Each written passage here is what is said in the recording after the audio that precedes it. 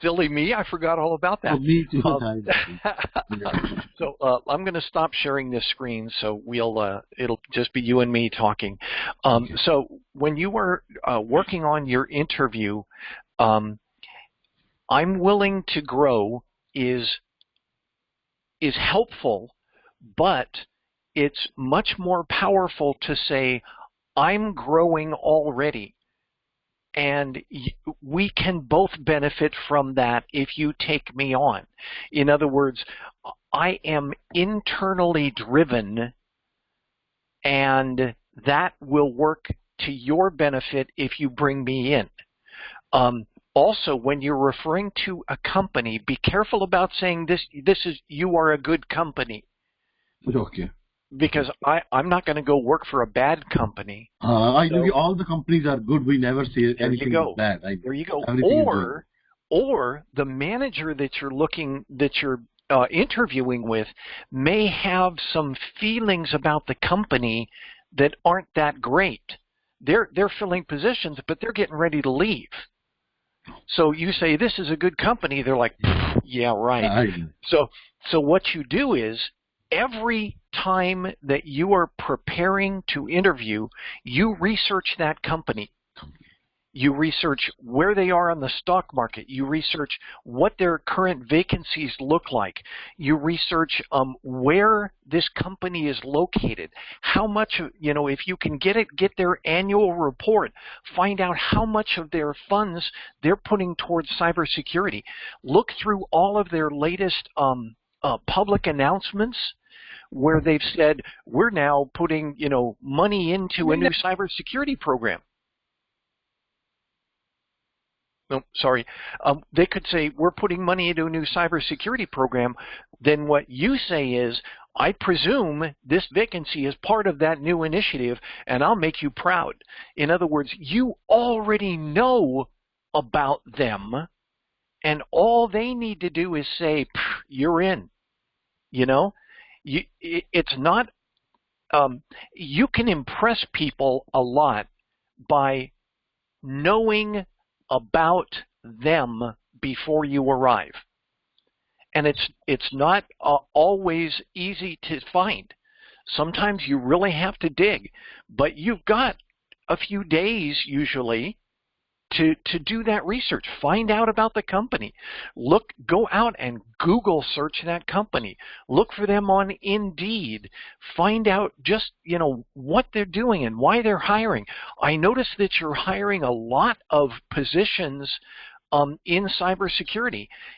Did you get a federal grant, or did your CEO or CFO make a change that you really need some powerful cybersecurity support here?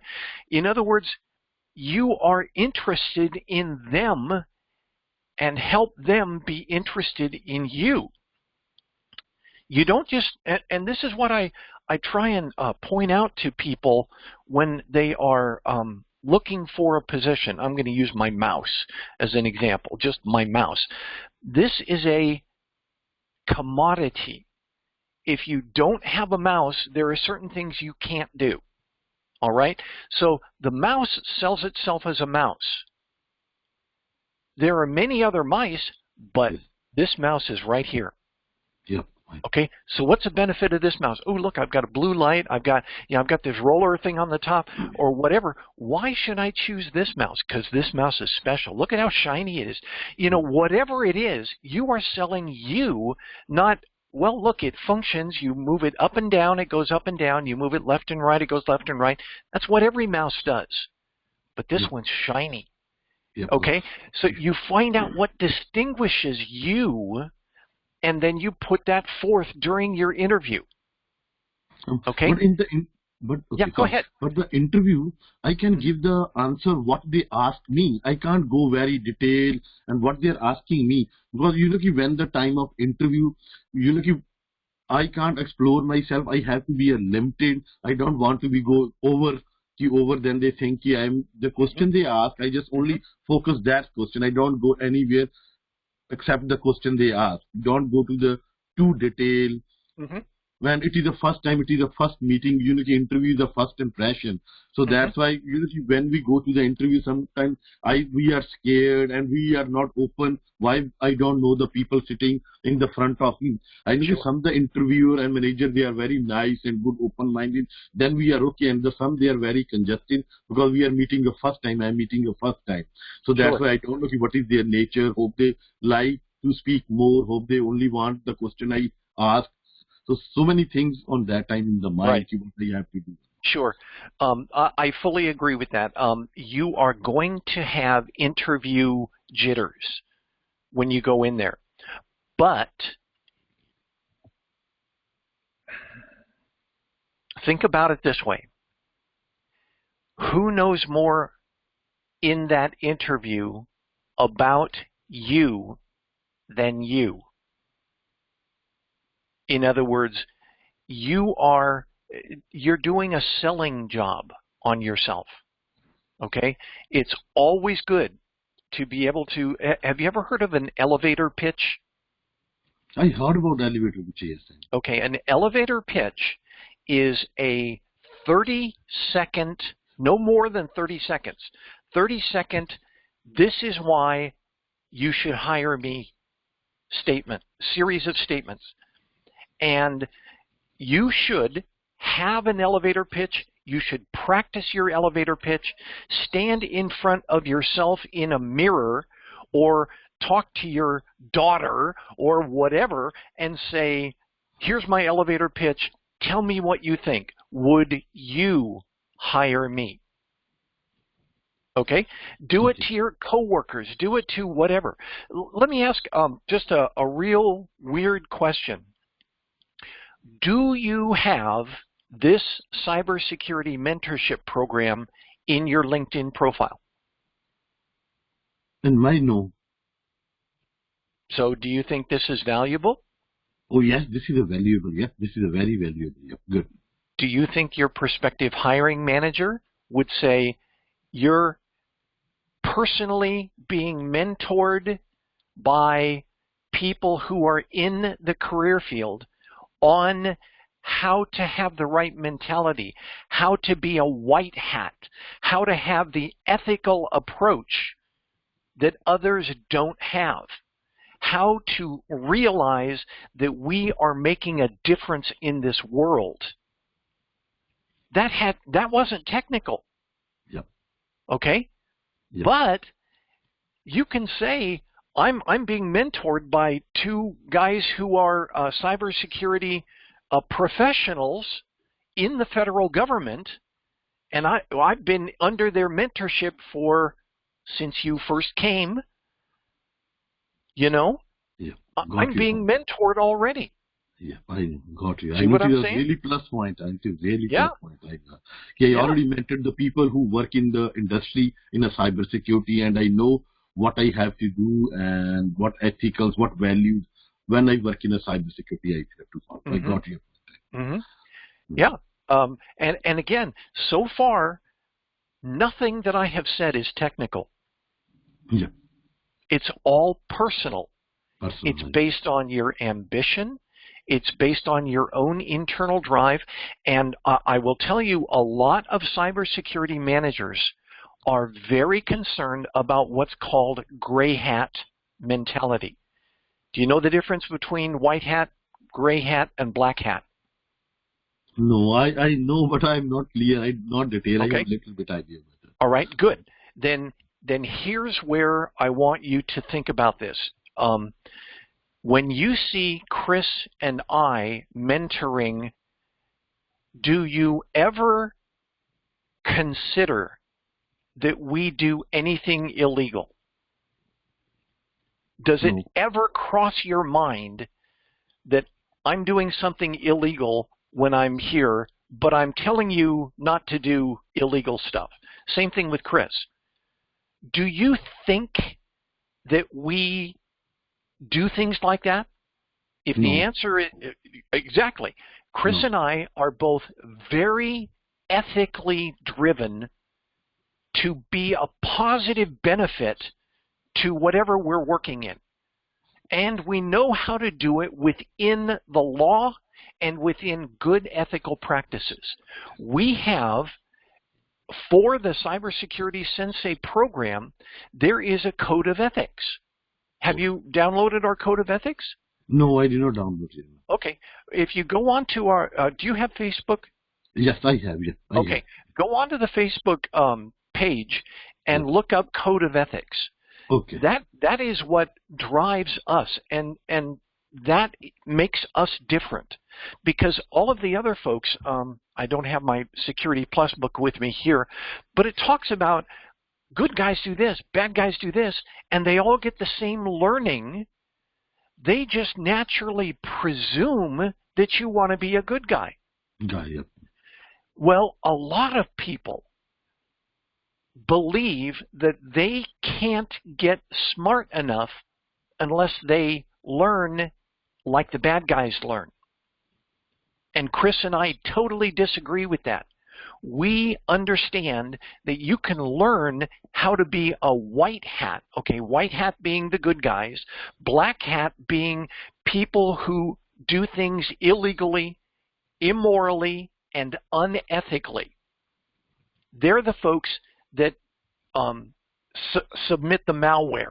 They're the folks that do the ransomware. They're the folks that bring down networks.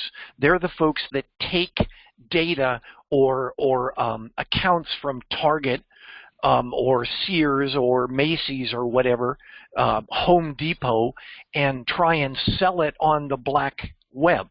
Okay? Those are black hats. But the problem is there are a bunch of people in the middle that are gray hats. They do IT and cybersecurity for the fun of it because they're good at it, and they practice and they play around. But then all of a sudden, one person they're talking to just made, $10,000 because he did this magic cybersecurity hacking of this candle shop. Who cares about a candle shop? And you too can do it. Just do this and this and this and this. Oh, guess what? Now the gray hat has become a black hat. All right? This person is now, they have taken the exact same training, but you know what they've said? You use your force for good or use your force for evil. These people who are gray hats, they can be swayed one way or the other. If you don't hire them, you're going to be defending against them in the future. You don't want to mess with gray hats. Yeah. You want somebody who comes down strongly being an ethical defender. And that is something you can't teach. You've got to have it already so that when they show up, you don't have to worry about them. One of the largest risks to an organization is what's called the trusted insider. That's somebody who's inside the organization who decides to cause trouble. You don't want them worrying about you. Yeah.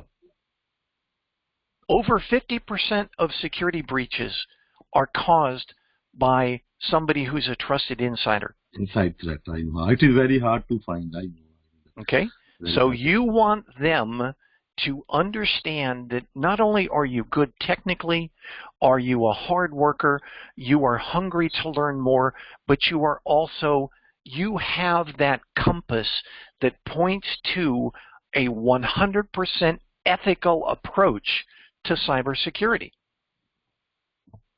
And you can, look, you can refer to us and say, in this mentorship program, they make us adhere to this code of ethics because we are focused on doing good, not just doing cybersecurity.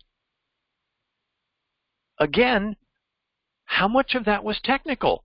It wasn't. See what I'm saying? Yes, and yet when you're in your interview, your prospective manager is looking at the technical qualifications, and if you're trying to get into the career field, you don't have a lot of those. Yeah. But they're also looking at the personal qualifications.